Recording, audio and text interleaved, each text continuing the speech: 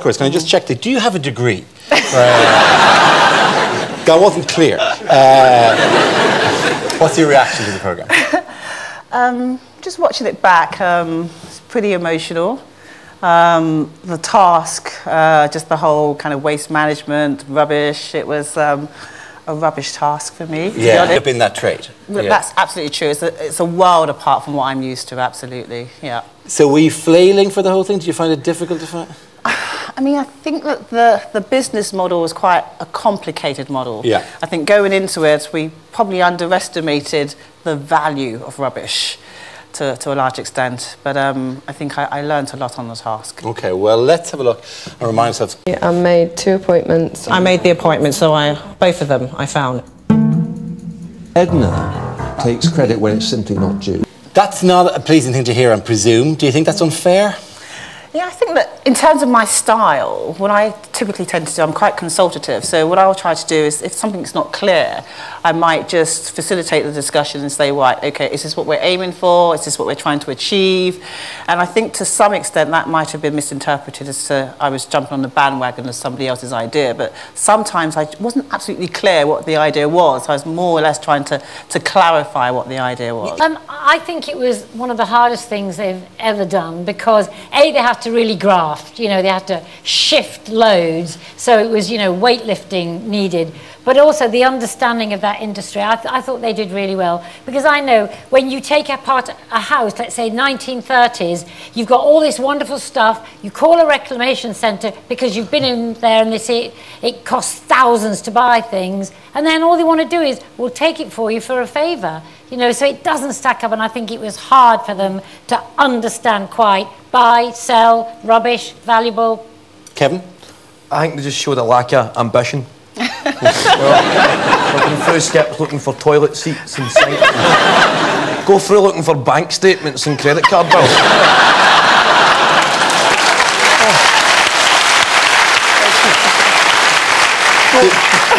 Uniquely, Kevin, you thought this project was the identity theft project. Exactly. Don't go for a few £100 when you can get millions. What I love, they always thank Lord Sugar when they get fired as well. They'll say, you're fired, and they go, thank you, Lord Sugar. Just one person, you need to go, fuck you. Let's spice up a little bit. I'm just glad it was you, Edna, it's on the show, because if it was Zoe, I would struggle to get a word in, so...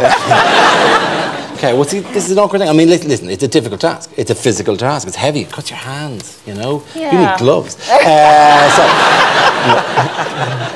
But are you, to a certain extent, coming at this from too consultative a role to academic a role? Is it what you do less hands-on in a kind of a silly way? Probably. I may have kind of talked up my qualifications a little bit and probably underplayed the amount of experience that I do have. I mean, I've been in the business for 14 years now, worked in over 30 countries and with a number of different organisations, and I probably should have talked about my practical experience a lot more than my academic credentials. Okay. Because there was a point where you were talking and this exchange with Lord Sugar and the Border, it might not have helped. Sure. What you've written down here, this should be game, set, match. You got the job. I have a proven track record. You're an HR consultant. I train HR people to be more profitable. I train chief executives how to be better at their jobs. You train chief executives. Absolutely. I can give you examples. Do you need training? No, I don't think so. I have an MBA in innovation and entrepreneurship. That makes me very versatile. MBA in entrepreneurial and innovation. That makes me very versatile. So depending on the task, I can actually apply myself in a number of different ways. That's something I don't think that everyone else could say. All right, okay. Hello?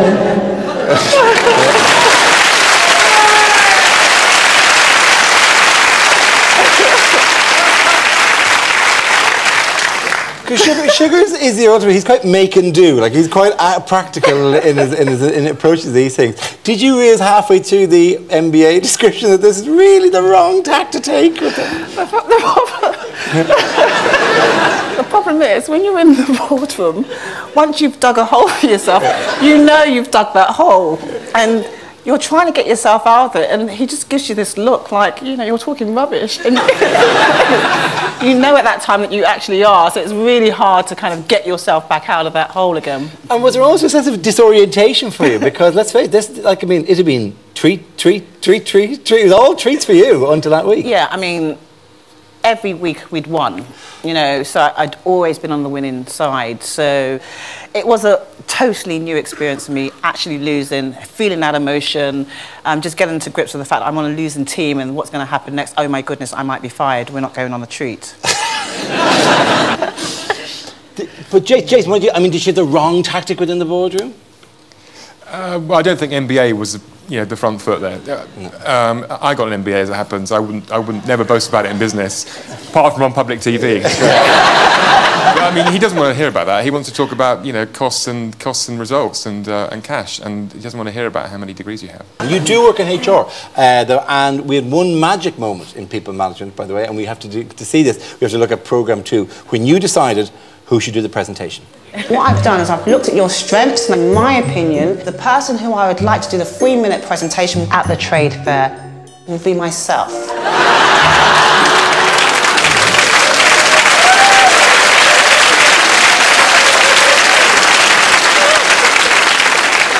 Why did you announce it like there'd been a murder? The killer is me!